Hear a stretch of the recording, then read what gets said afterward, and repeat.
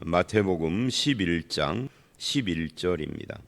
11장 11절서부터 19절까지 어제 말씀에 이어서 세례 요한에 대한 이야기가 계속 되는데요. 이 11절서부터 15절은 사실은 7절서부터 이어지는 말씀이죠. 세례 요한을 통해서 본 천국 백성의 신분에 대한 이야기인데, 핵심은 천국에서 그 백성들의 위치와 신분이 얼마나 큰가 하는 것을 말씀하는 그런 내용입니다. 이것을 이야기를 하면서 뭐라고 하느냐면, 천국에서는 세례 요한보다 그 천국 백성들이 너희가 더 크다, 이렇게 지금 말하는 거예요. 그래서 어제 제가 그런 이야기를 했죠. 이단들은 대부분 그렇지 않는 이단도 있지만 유명한 통일교나 문선명 천부교나 또는 최근 이제 우리나라를 어지럽히고 있는 이 신천지나 이런 데는 이 세례 요한을 배도자라고 합니다. 근데 이 배도자라고 하는 것은 잘못된 거다 하는 걸 어제 말씀드려서 오늘 또 이어서 말은 않겠습니다만은, 이 세례 요한 이야기를 쭉 하면서 세례 요한이 어떤 위치에 있는가 하는 것을 어제 오늘 본문이 이야기를 하고 있어요. 그러면서 이제 세례 요한을 그 선지자다, 그 선지자인데 이게 그 선지자가 말라기 3장에 나오는 그 선지자 엘리야라고 예수님이 직접 말을 합니다. 그러니까 결국 세례 요한을 배도자라고 한다면 예수님의 말씀이 틀린 것이 되는 거죠. 그래서 그렇게 말을 하는 것은 잘못된 것이다. 그리고 이제 오늘 말씀으로 넘어와서 11절, 내가 진실로 너희에게 말하노니 여자가 낳은 자 중에 세례 요한보다 큰 이가 일어남이 없도다. 그러나 천국에서는 지극히 작은 자라도 그보다 크니라. 자, 여기 이 말씀을 이렇게 보셔야 합니다. 여자가 낳은 자 중에, 이 여자가 낳은 자 중이라는 말은 인류를 말하는 겁니다. 여기서 여자는 하와를 말하는 거예요. 그러니까 아담과 하와를 통하여서 모든 인류가 나온 거죠. 인류의 조상이 아담과 하와니까. 그래서 여자가 낳은 자는 여러분과 저를 포함한 모든 인류를 말해요. 그 모든 인류 중에 제일 큰 자가 요한이다. 이게 무슨 말일까요? 요한의 키가 그렇게 크다는 걸까요? 아니면 이게 키가 아니라 요한의 지위가 그렇게 높다는 걸까요? 도대체 뭐가 크다는 걸까요? 요한이 돈이 그렇게 많다는 걸까요? 그런 이야기가 아니죠. 요한이 모든 인류보다 제일 크다라고 하는 이 말은 키를 말하는 것도, 지위를 말하는 것도, 소유를 말하는 것도 아닙니다. 그럼 어떤 의미에서 요한이 크다 하는 이야기를 지금 할까요? 요한이 크다는 것은 결국은 이게 메시아를 중심으로 하는 이야기예요. 온 인류가 아담과 하와를 통하여서 죄에 빠져서 죄인이고, 그 죄에 대한 해결책이 전무한 가운데 하나님이 이스라엘을 택하고, 아브라함을 택하고 이스라엘을 택하고 다윗의 자손을 약속을 하시고 새 언약을 통하여서 이제 이 죄에 대한 처리 이야기를 하시죠. 그래서 메시아가 오는 것이 온 인류의 소망이에요.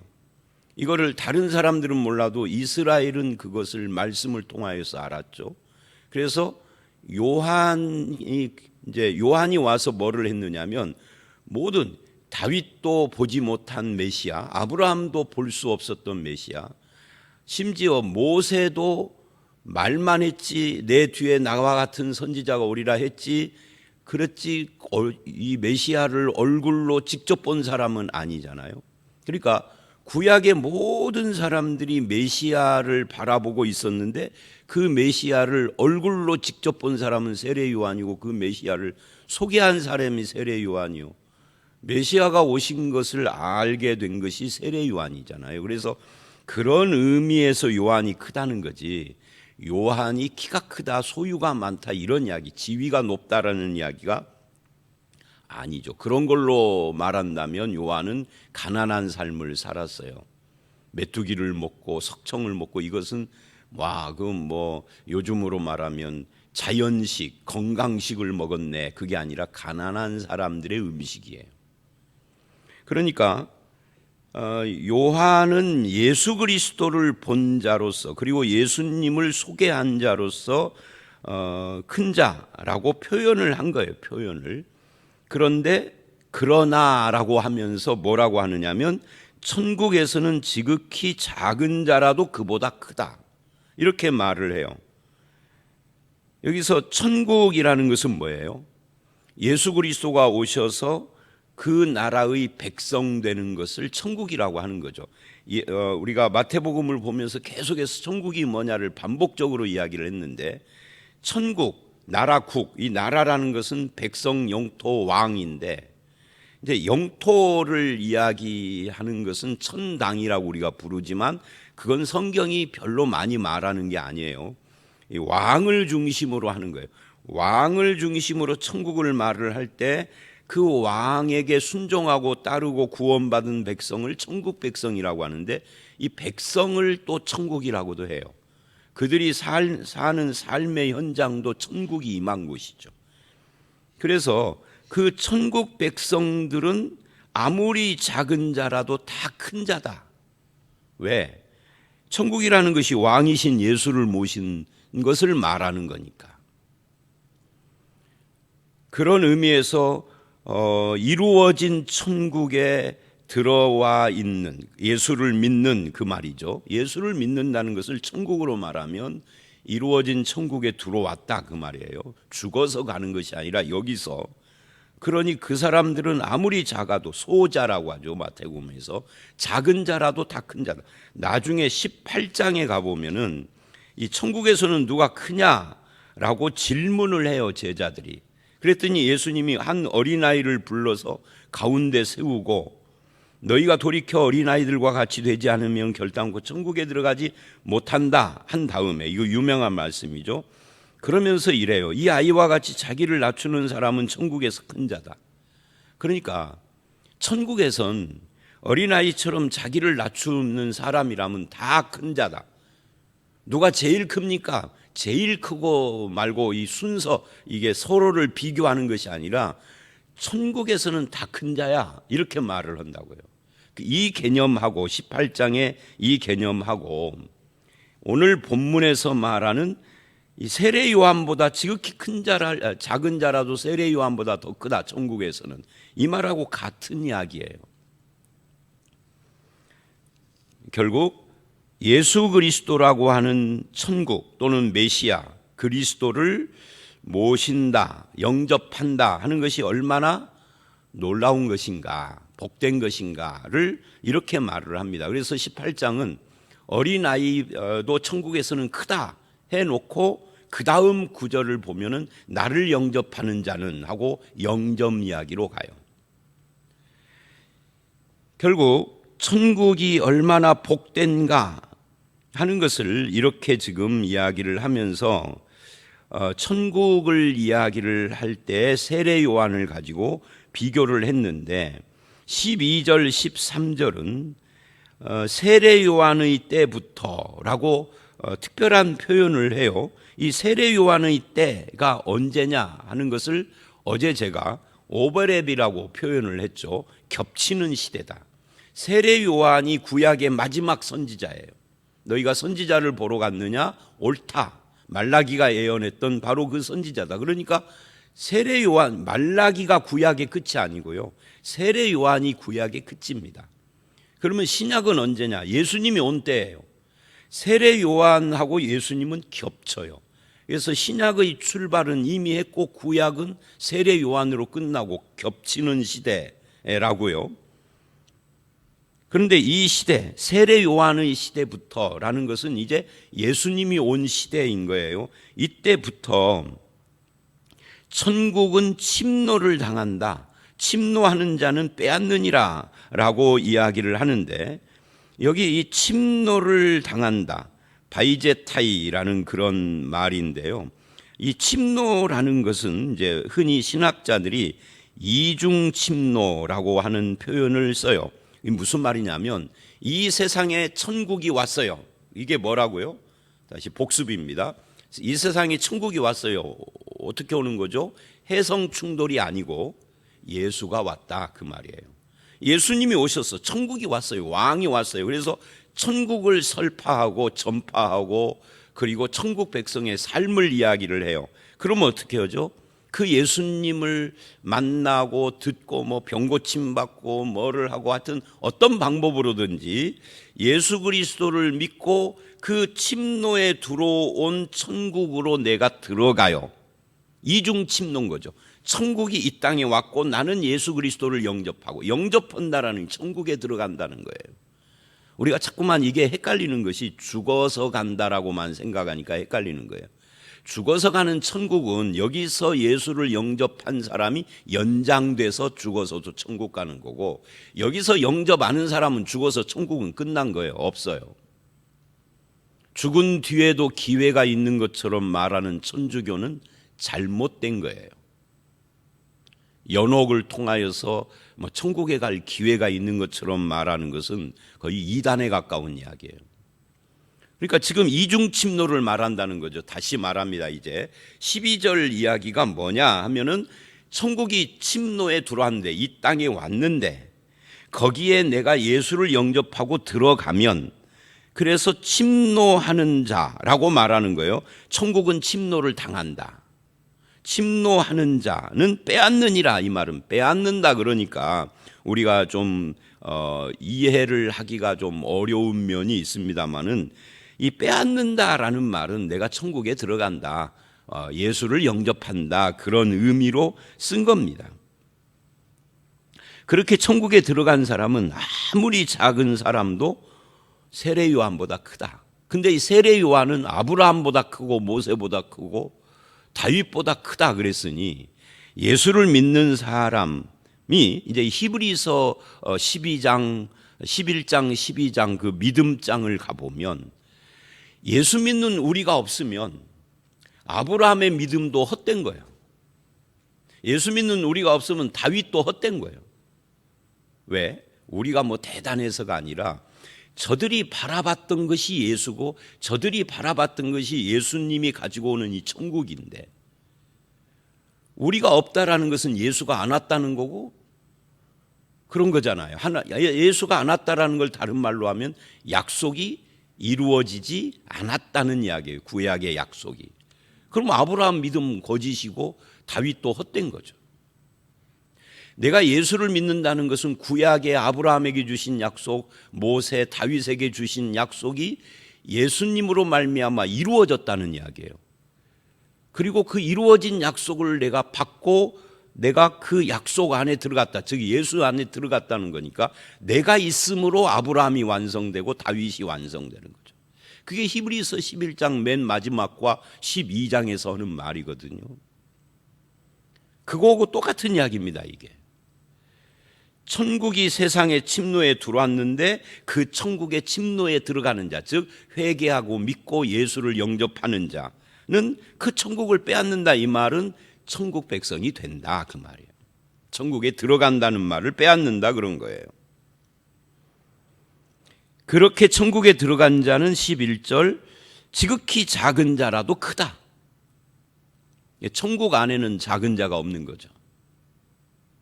그런 의미에서 교회란 천국을 이렇게 나타내는 것이고 교회 자체가 천국과 이꼴 관계는 아니지만 천국을 이야기하고 천국의 모습을 드러내고 이 땅에 천국을 나타내는 기관이라고 할 수 있어요.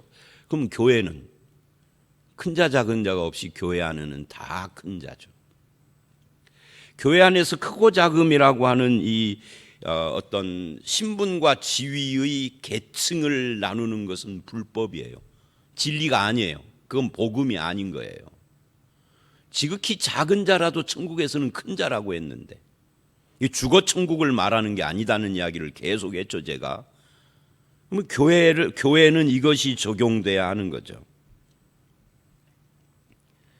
그래서 성도는 그만큼, 성도란 누구냐 하면은 천국 백성인데 성도는 그만큼 존귀하다. 그 가치와 신분이 내가 소유가 적어도 제가 어제 그 말을 했나요? 어제 했나요? 그저께 했나요? 내가 돈이 없지 가오가 없냐 하는 말을 그 세상 사람들이 하는 말을 했는데, 내가 가난하더라도 천국에서는 큰 자예요. 내가 질병이 있어서 몸져 누워 병원 신세를 지고 있다 할지라도, 지금 3년째 병원에 누워 있다, 그래도 예수 믿는 자는 큰 자예요. 누구보다 클까요? 뭐 윤석열이 무슨 문재인이 이런 애들보다 더 큰 자예요. 천국에서 하나님 보시기에. 이런 애들이라고 해서 뭐 12월 사람 있나요? 천국에서는 크다 그 말이에요. 이 천국에서는 그런 사람들 다 시시한 사람들이에요. 시시껄렁. 아니 천국 근처에도 못 오는 사람들인데 뭐 비교 대상도 아니지. 뭐 흔히 하는 말처럼 5년짜리 임시직이잖아요. 5년 후에는 내려놔야 하는 대단한 존재들이 아니에요. 재벌 회장은 아무리 돈이 많아도 천국에는 들어갈 수도 없어요. 예수 안 믿는다면. 천국에서는 내가 큰 자요. 이 가오 좀 긍지 좀 가지시라는 이야기죠. 이 12절 13절 그런 의미에서 세례 요한의 때부터로 시작한 이것이 13절에 모든 선지자와 율법이 예언한 것은 요한까지니, 이게 이제 아까 제가 말한 구약의 마무리가 요한이다. 구약이 끝이에요.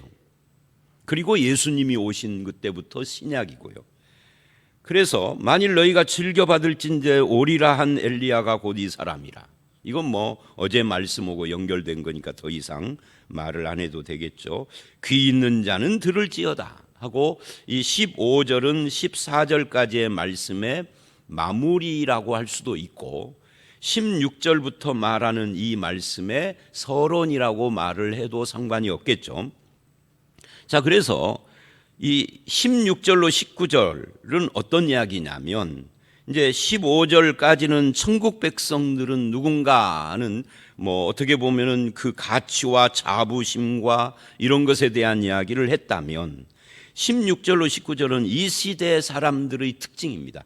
이 세대 사람이라는 것은 결국은 예수님이 살던 그 세대의 유대인들을 말하는 것이 1차적이고, 조금 더 확장하면은 예수님 오신 이후 우리가 살고 있는 이 세대, 예수님 재림하기까지 이 세대 사람들의 특징이 뭐냐 하는 것을 예수님과 요한을 비교하며 설명을 하는데, 16절 이 세대를 무엇으로 비유할까?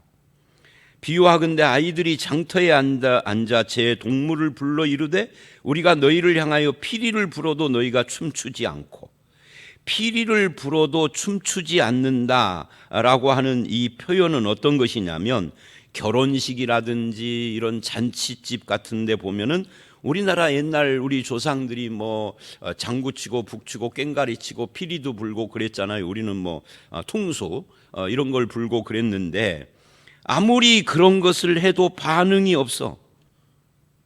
아무리 뭐 우리 현대식으로 말하면 통기타를 치면서 아무리 분위기를 띄우려고 해도 사람들이 박수 좀 치셔 그러면 박수를 이렇게 치는 거예요. 다 풀죽도 못 먹은 사람처럼, 입도 그냥 짝짝 벌려서 좀 찬송가를 하라 해도 그냥 내 주를 가까이 이런 식으로 하고, 어떤 사람은 입 꼭 다물고 아예 그냥 찬송도 안 하고. 이게 이 시대 사람들이다. 그런데 슬피 울어도 그래요. 완전히 반대쪽이죠. 이건 이제 장례식장 이야기입니다. 제가 이 설교 끝나고 이제 발인 예배를 오늘 가야 하는데, 이 장례식장에 가서 슬피 울어도 그래도 가슴을 치지 아니하는 것과 같다.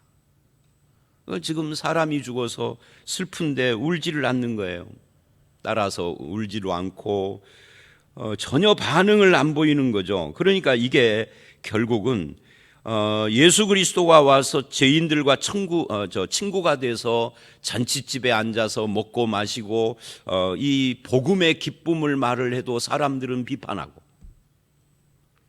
회개를 촉구하며 마치 장례식장에서 슬피 우는 것처럼 회개하라고 그래도, 가슴을 치며 회개하라고 그래도 전혀 반응도 없고, 이래도 반응이 없고 저래도 반응이 없는 이 시대 사람들이다. 이렇게 지금 이야기를 하는 거예요. 쉽게 말하면 천국이 왔는데 반응을 않는다. 그러면서 18절 19절 요한과 인자, 즉 예수님에 대한 이야기를 해요. 요한은 와서 먹지도 않고 마시지도 아니하며 그들이 말하기를 귀신 들렸다. 요한이 먹지도 마시지도 않고 금식하며 외치는 이건 왜 그렇게 한 거죠? 왜 그렇게 했느냐면 회개를 촉구하는 거예요. 회개를 촉구하며 금욕적인 삶을 산 거죠. 그게 바로 17절에 슬피 울어도 가슴을 치지 않았다 하는 것과 같은 이야기죠. 그런데 예수님 인자는 와서 먹고 마심에 말하기를 먹기를 탐하고 포도주를 즐기고 죄인들의 친구다 하고 비난을 해요.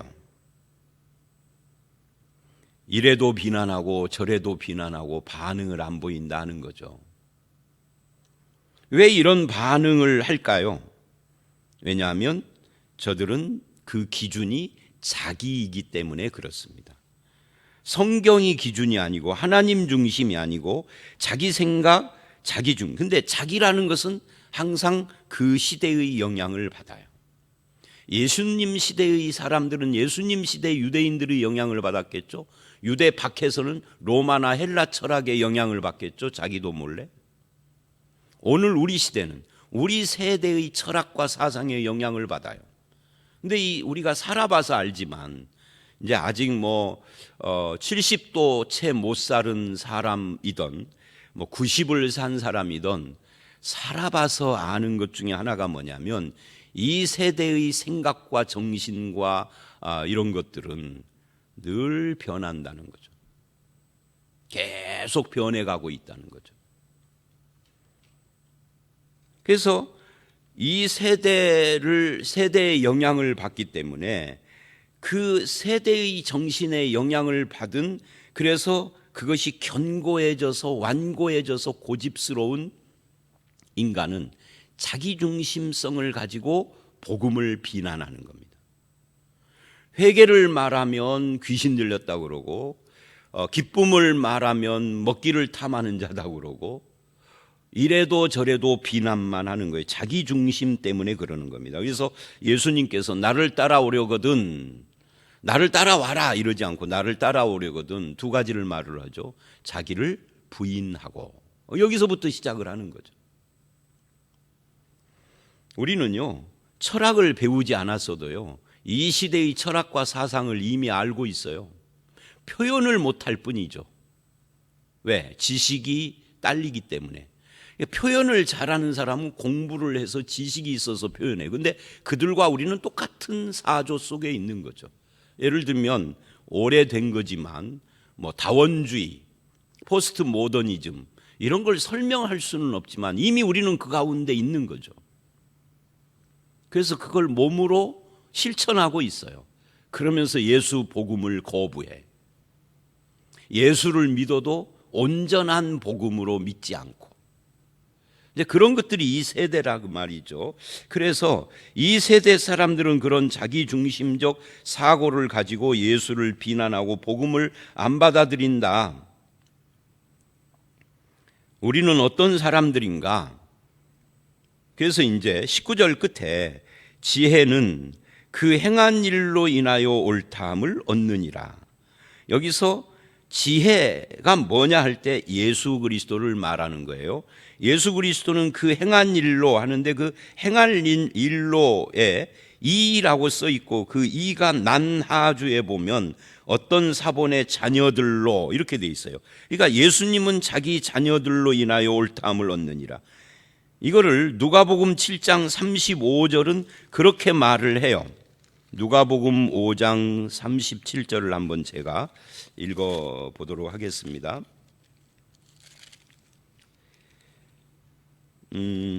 35절, 누가복음 7장 35절.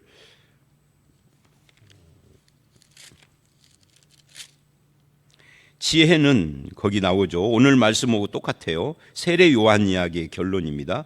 지혜가 누구라고요? 예수 그리스도. 자기의 모든 자녀로 인하여 옳다함을 얻느니라. 여기서 모든 자녀가 누굴까요? 믿는 자를 말하는 거예요. 저와 여러분. 그러니까 예수 그리스도는 믿는 자로 인하여 예수님이 옳다라는 것이 증명되고 있는 거죠. 우리가 구원받는 걸로. 결국 우리는 예수님으로 말미암아 구원받아 천국 백성이 될 뿐만 아니라 믿는 나, 천국 백성이 된 나를 통하여서 예수 그리스도가 증명되는 거예요. 그래서 예수를 따르는 사람은 이 세대의 사람처럼 예수 그리스도를 부정하거나 비난하거나 이래도 비난하고 저래도 비난하는 식의 삶을 살지 않는 거죠. 그것이 믿는 사람이에요. 그럼 어떻게 삽니까? 이 세대의 정신을 따라 사는 것이 아니라 예수 그리스도를 따라 살고 예수님의 말씀을 따라 살아요. 이 세대의 철학을 따라 사는 것이 아니에요. TV를 통하여서 연예인들을 통하여서 막 드러나고 있는 시대 정신이 아니라 예수 그리스도와 말씀이 말하는 그 정신 따라 삶으로 내가 믿는 예수가 옳다는 것을 증명하는 것이 믿는 사람이다. 저와 여러분을 통하여서 예수가, 쉽게 말하면 거예요. 예수가 나타나야 된다. 예수의 진리가 나타나고 향기가 나타나고 그 편지가 읽혀지고 이래야 한다 하는 것을 이렇게 말하는 겁니다. 말씀 여기까지입니다. 11절로 15절은 결국 천국에서는 작은 자도 다 크다 하는 것으로 믿는 자의 자부심과 가치에 대한 존귀함에 대한 이야기를 했다면 16절로 19절은 결국은 19절 끝에 지혜는 그 행한 일로 하는 이 말씀을 통하여서 그렇게 믿어 존귀한 하나님의 백성이 된 사람은 예수 그리스도를 증거하고 예수 그리스도를 따르는 자가 된다 하는 것으로 마무리를 한 겁니다. 저와 여러분이 그렇게 자기의 존귀함, 나를 존귀하게 만드신 예수 그리스도를 증명하고 드러내고 증거하는 그런 삶을 살아가는 저와 여러분들이 다 되시기를 주의 이름으로 축원합니다. 함께 기도하겠습니다.